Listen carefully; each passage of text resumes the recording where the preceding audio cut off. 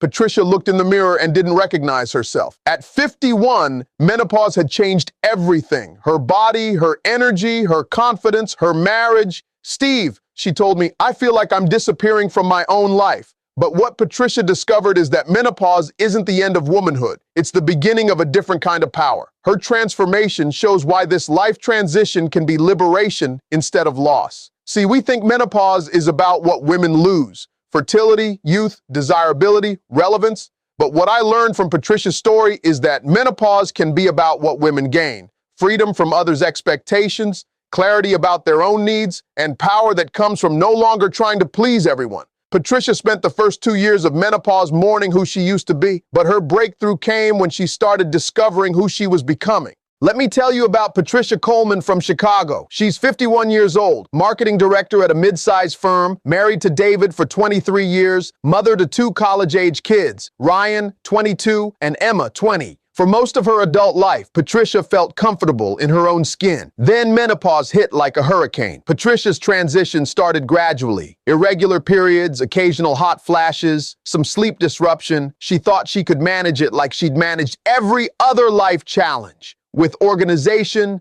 determination, and willpower. "I bought cooling pillows, adjusted my wardrobe, started taking supplements," Patricia tells me. "I thought menopause was just another problem to solve with the right products and strategies." But menopause wasn't interested in Patricia's management plans. Within 18 months, her body had transformed in ways that shook her identity to its core. "I gained 25 pounds despite eating the same way I always had. My metabolism just stopped. My skin became dry and dull. My hair started thinning. I developed joint pain that made me feel like I was 80 years old." Patricia describes looking in the mirror and seeing a stranger. "The woman looking back at me wasn't the woman I'd been for 50 years. It wasn't just physical changes. My energy was gone. My confidence was shattered. My sense of myself as an attractive, capable woman just disappeared." The changes went beyond physical appearance. Patricia's sleep became erratic, leaving her exhausted and irritable. Her concentration suffered, affecting her work performance. Her emotional regulation became unpredictable. She'd cry during commercials or rage over minor frustrations.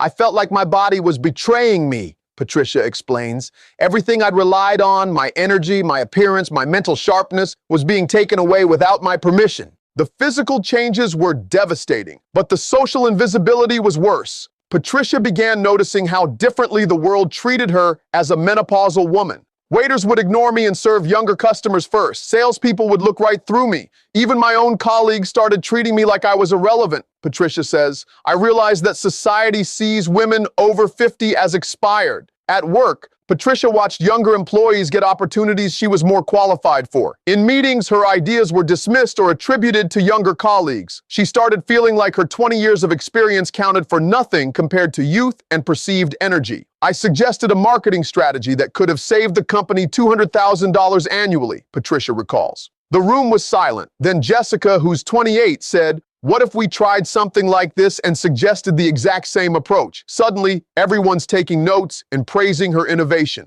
Patricia's social life also suffered. Friends in their 40s stopped including her in activities that felt too young for someone dealing with menopause. She felt caught between being too old for some circles and too young for others. "I felt invisible everywhere I went," Patricia says. "Like I'd crossed some invisible line from relevant woman to irrelevant older woman, and nobody told me when it happened." The most painful invisibility happened in her own home. Patricia's marriage with David, which had survived career changes, parenting challenges, and financial stress, couldn't seem to survive menopause. "David stopped touching me," Patricia explains, "not just sexually. He stopped casual affection, stopped complimenting me, stopped seeing me as a woman he desired. I felt like I'd become his roommate instead of his wife." David claimed he was giving Patricia space during her transition, but Patricia felt abandoned when she needed support most. Their intimacy died not from lack of love, but from lack of communication about how menopause was affecting both of them. "We'd been together for 23 years, but we couldn't talk about how my changing body was affecting our relationship," Patricia says. "David was afraid of saying the wrong thing, so he said nothing. I was afraid of being a burden, so I suffered in silence." Patricia started believing that menopause had made her unlovable. She avoided mirrors, wore shapeless clothes, and withdrew from physical affection because she assumed David found her repulsive. I felt like I was grieving the death of my desirability, Patricia tells me. Like the woman David fell in love with was gone forever, and what remained wasn't worth wanting. The marriage crisis deepened when Patricia overheard David telling a friend that he missed the old Patricia, the energetic, confident woman she used to be. That conversation broke something in Patricia. She realized she was disappearing not just from the world, but from her own life. That night, she called me. When Patricia called me, I heard something I recognized, the voice of a woman who had confused societal messages about aging with personal truth about her worth. Patricia, I told her, you're not disappearing from your life. You're being told by a youth-obsessed culture that you should disappear.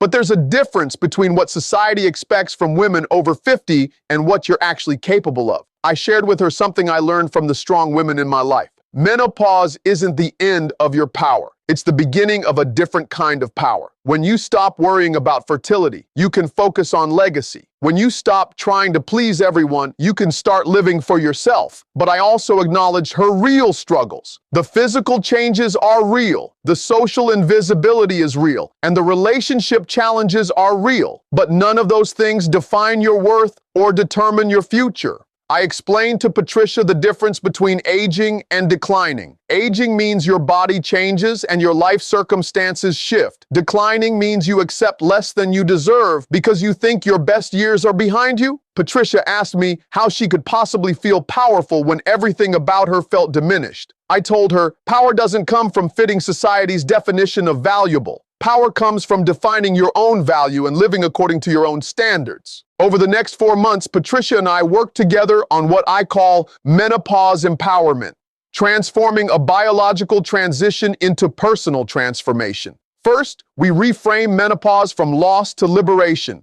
You're not losing your youth. You're gaining freedom from youth's limitations. You're not losing beauty. You're discovering beauty that doesn't depend on others' approval. Patricia started researching menopause as a natural life stage rather than a medical problem, learning about cultures that revere postmenopausal women as wise elders rather than discarded youth. Second, we addressed her relationship with her changing body. Your body isn't betraying you. It's transitioning you into a new life phase. Instead of fighting the changes, work with them to create the healthiest version of this new you. Patricia began hormone therapy, adjusted her fitness routine for her changing metabolism, and started dressing for her current body rather than hiding from it. Third, we focused on reclaiming her power in relationships and work. You can't control how others perceive you, but you can control how you present yourself. Confidence and competence are attractive at any age. 8 months after our first conversation, Patricia achieved something she thought was impossible. She felt more powerful and confident than she had in her 40s. I stopped trying to look 35 and started trying to look like the best version of 51, Patricia says. I got a haircut that worked with my changing hair texture, updated my wardrobe for my current body, and started carrying myself like a woman who knew her worth.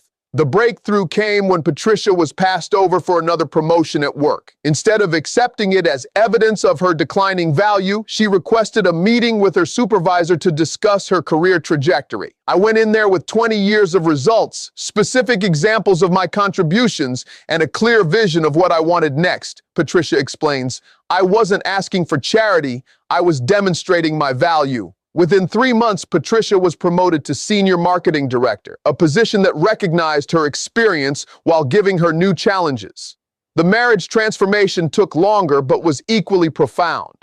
Patricia and David started couples counseling specifically focused on navigating midlife transitions together. We learned to talk about how menopause was affecting both of us, Patricia says. David admitted he was scared of my changes because he didn't know how to support me. I admitted I'd been withdrawing because I assumed he found me undesirable. What Patricia taught me through her menopause journey is that biological transitions can become personal transformations when you approach them with intention rather than resignation. Here's what every woman facing major life transitions needs to know. First, society's messages about aging women are designed to make you invisible and irrelevant. Your job is to reject those messages and define your own worth based on your actual capabilities and contributions. Second, Physical changes are real and valid, but they don't determine your value or limit your possibilities. Work with your changing body instead of fighting against it. Third, relationships that can't survive your life. Transitions aren't healthy relationships. True partnership means supporting each other through changes, not abandoning each other during difficult times. Fourth, professional ageism is real, but competence and confidence can overcome bias. Don't make yourself smaller to fit others' diminished expectations.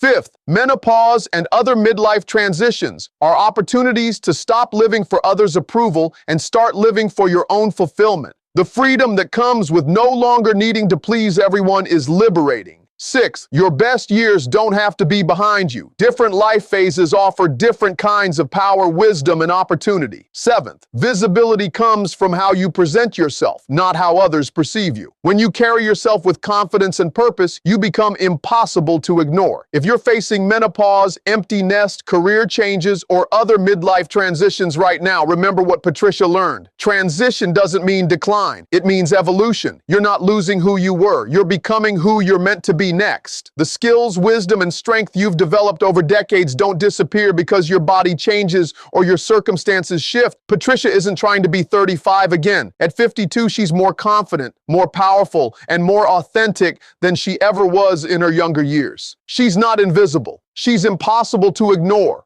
Her marriage is stronger because it's based on who they are now, not who they used to be. Her career is thriving because she's leveraging decades of experience instead of apologizing for her age. That's not just surviving menopause. That's transforming through it. Remember this, every life transition is an opportunity to shed what no longer serves you and embrace what empowers you. Your biological changes don't define your personal possibilities. Patricia learned what every woman facing major life transitions needs to learn. You don't have to choose between aging gracefully and living powerfully. You can age powerfully. Y'all remember that. Your worth doesn't decrease with age. It evolves with wisdom. Your power doesn't diminish with physical changes. It transforms with experience. The woman you're becoming might be different from the woman you were, but she doesn't have to be less than the woman you were. She can be more.